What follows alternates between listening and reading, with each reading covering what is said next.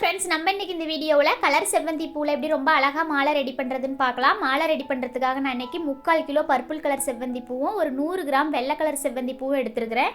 அடுத்தது நம்ம மாலை ரெடி பண்ணுறதுக்காக நார்மல் சைஸ் ஊசி எடுத்துக்கோங்க. அதில் இந்த மாதிரி ரெட்டையாக கெட்டியான நூலாக போட்டு அதோட கடைசி பக்கம் இந்த மாதிரி செவ்வந்தி பூ காம்பு வச்சே ஒரு கண்ணி கட்டிக்கலாம்.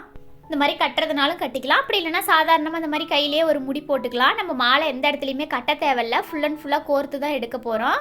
அடுத்து பாருங்கள், செவ்வந்தி பூவோட காம்பு இந்த மாதிரி கட் பண்ணிவிட்டு கீழே பார்த்த மாதிரி கோர்த்துக்கலாம். இந்த மாதிரி ஃபஸ்ட்டு நம்ம ஒரு பூ மட்டும் கீழே பார்த்த மாதிரி கோர்க்கும் போது தான் கழுத்து பகுதியில் இது வந்துட்டு கழுத்து பகுதிக்கு போயிடுறதுனால கழுத்து பகுதி வந்து மொட்டையாக இல்லாமல் பார்க்குறதுக்கு ரொம்ப அழகாக இருக்கும். ஒரு ரவுண்டுக்கு இந்த மாதிரி 5 பூ, பெரிய பூவாக இருந்தால் 5 பூ வச்சுக்கலாம், சின்ன பூவாக இருந்தால் 6 பூ கூட வச்சுக்கலாம். இந்த மாதிரி ரவுண்டாக கேப் இல்லாமல் வச்சுட்டு ஒரு பூவோட காம்பு இந்த மாதிரி கட் பண்ணிவிட்டு மேலே பார்த்த மாதிரி ஸ்ட்ரெயிட்டாக கோர்த்துக்கலாம். அவ்வளோதான். இந்த மாதிரி கோர்க்கும்போது ரவுண்டாக கேப் இல்லாமல் பார்க்குறதுக்கு ரொம்ப அழகாக இருக்கும். அடுத்தடுத்து நம்ம கோர்க்கிறது வந்து இது மேலே போயிட்டு உட்காரும்போது நம்மளுக்கு கேப்பே இருக்காது. மாலை கட்டுறதை விட ரொம்ப அழகாக நெருக்கமாக இருக்கும்.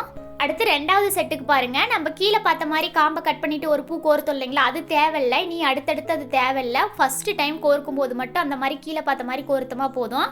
அடுத்த டைம் இந்த மாதிரி ஒரு ரவுண்டுக்கு 5 பூ 6 பூ வச்சுட்டு நம்ம காம்பை கட் பண்ணிவிட்டு மேலே பார்த்த மாதிரி கோர்த்துக்கலாம். அடுத்தடுத்த பூ இந்த மாதிரி மேலே பார்த்த மாதிரி தான் வரும் மாலை முடிகிற வரைக்குமே.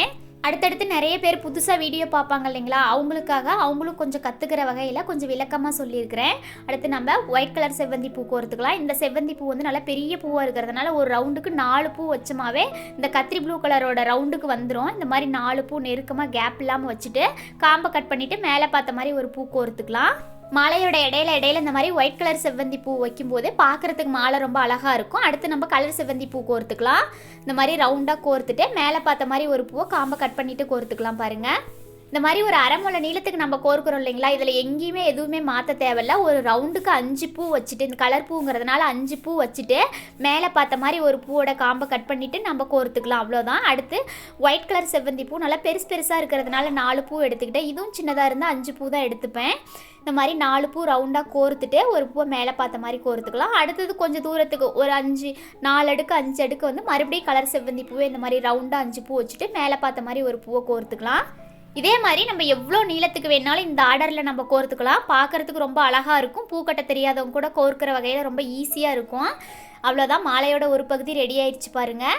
இந்த மாதிரி கொஞ்சம் நூல் விட்டு கட் பண்ணிக்கோங்க, அப்போ தான் மாலை கட்டுறதுக்கு கரெக்டாக இருக்கும். அடுத்தது பாருங்கள், அதே அளவுகளோட மாலையோட இன்னொரு சைடும் ரெடி ஆகிடுச்சு. அடுத்து நம்ம குஞ்சம் பகுதி ரெடி பண்ணுறதுக்காக அதே ஊசியில் கொஞ்சம் கம்மி நீளத்துக்கு ரெட்டையாக நூல் போட்டு இந்த மாதிரி கடைசியாக ஒரு ரோஸ் காம்பு வச்சோ இல்லை செவ்வந்தி பூவோட காம்பு வச்சோ இல்லை துளசி வச்சோ இந்த மாதிரி ஒரு கண்ணி கட்டிக்கலாம். அப்படி இல்லைன்னா இந்த மாதிரி சாதாரணமாக முடி போட்டுக்கலாம்.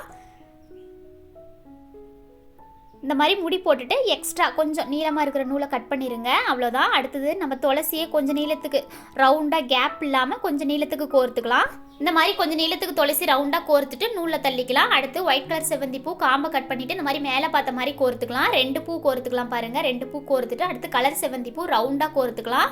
ரவுண்டாக வந்துட்டு 5 பூ இல்லைனா 6 பூ ரவுண்டாக கோர்த்துட்டு மறுபடியும் ஒயிட் கலர் செவ்வந்தி பூவே கோர்த்துக்கலாம். ஒயிட் கலர் செவ்வந்தி பூ வந்து பெரிய பூவாக இருக்கிறதுனால தான் இந்த மாதிரி மெத்தடில் கோர்த்துருக்கிறேன். அதே எனக்கு கலர் செவ்வந்தி பூ மாதிரி சின்ன செவ்வந்தி பூவாகவே எனக்கு கிடச்சிருந்ததுன்னா இந்த மாதிரி ரவுண்டாக 5 பூ வச்சு கோர்க்குறோம் இல்லைங்களா, அந்த மாதிரி தான் ரவுண்டாக தான் கோர்த்துருப்பேன். பெரிய பூவாக கிடச்சா இந்த மாதிரி கோர்த்துக்கோங்க, இல்லை சின்ன பூவாக கிடச்சா அந்த மாதிரி ரவுண்டாகவே கோர்த்துக்கலாம். அவ்வளோதான். மறுபடியும் இந்த மாதிரி 2 ஒயிட் கலர் செவ்வந்தி பூ கோர்த்துட்டு கொஞ்சம் நீளத்துக்கு மறுபடியும் துளசி கோர்த்துக்கலாம். துளசிக்கு பதிலாக நம்ம வேப்பிலை, மறிக்கொழுந்து இந்த மாதிரி வாசனையான இலைகளை கூட நம்ம கோர்த்துக்கலாம். இந்த மாதிரி கோர்த்துட்டு கொஞ்சம் நீளத்துக்கு நூல் விட்டு கட் பண்ணிக்கோங்க. துளசி இந்த மாதிரி எக்ஸ்ட்ரா இருந்தால் கட் பண்ணிக்கலாம், இல்லைனா தேவையில்லை. அடுத்தது நம்ம மாலையை ஜாயின் பண்ணிக்கலாம். மாலைகளுக்கு இடையில மேல் பகுதியிலேயே துளசி வைக்கிறதுனா கூட வச்சுக்கலாம், அது நம்மளோட விருப்பம். மாலையை இந்த மாதிரி டைரெக்ஷனில் வச்சு ஜாயின் பண்ணும்போது தான் மாலை வந்துட்டு நம்ம சாமி கழுத்தில் போடும்போது லூஸ் விழுகாது. இந்த மாதிரி வச்சு நல்லா இருக்க முடி போட்டுக்கலாம். செவ்வந்தி பூ வந்து உதிராமல் பாருங்கள், இந்த மாதிரி நல்லா இறுக்கமாக முடி போட்டுக்கலாம். இந்த மாதிரி இறுக்கமாக ஒரு 5-6 முடி போட்டுட்டு நூலை வந்து ஒட்டி கட் பண்ண வேண்டாம், விட்டு கட் பண்ணுங்கள். கொஞ்சம் ஒட்டி கட் பண்ணாமல் முடி அவுந்துக்கும். அடுத்தது குஞ்சத்தோட நூல் ரெட்டையாக போட்டு கோர்த்தோம் இல்லைங்களா, அதை வந்துட்டு ஒரு நூல் அடிப்பக்கமாகவும் ஒரு நூல் மேல் பக்கமாகவும் போட்டு நம்ம மாலை கட்டியிருந்தோம் இல்லை, மாலை கோர்த்துருந்தோம் இல்லைங்களா, அந்த நூலை போயிட்டு இந்த நூல் டச் பண்ணி முடி போடுற மாதிரி ஒரு 5-6 முடி போட்டு நூலை வந்துட்டு விட்டு கட் பண்ணிக்கோங்க. அவ்வளோதான். மாலை ரொம்ப ரொம்ப அழகாக ரெடி ஆகிடுச்சு. மாலையோட கழுத்து பகுதியில் பாருங்கள், இந்த மாதிரி ஒட்டி வேணாலும் முடி போட்டுக்கலாம், அப்படி இல்லை கொஞ்சம் கேப் விட்டு முடி போடுறதுனாலும் முடி போட்டுக்கலாம். நான் இன்றைக்கி மாலையில் கழுத்து பகுதியில் கொஞ்சம் இந்த மாதிரி நூல் விட்டே முடி போட்டுக்கிறேன். அவ்வளோதான். மாலை ரொம்ப ஈஸியாக ரெடி ஆகிடுச்சு. இந்த வீடியோ பிடிச்சிருந்தா மறக்காமல் நம்ம சேனலை சப்ஸ்கிரைப் பண்ணிக்கோங்க. இந்த வீடியோ ஸ்கிப் பண்ணாமல் பார்த்ததுக்கு தேங்க்யூ ஃப்ரெண்ட்ஸ்.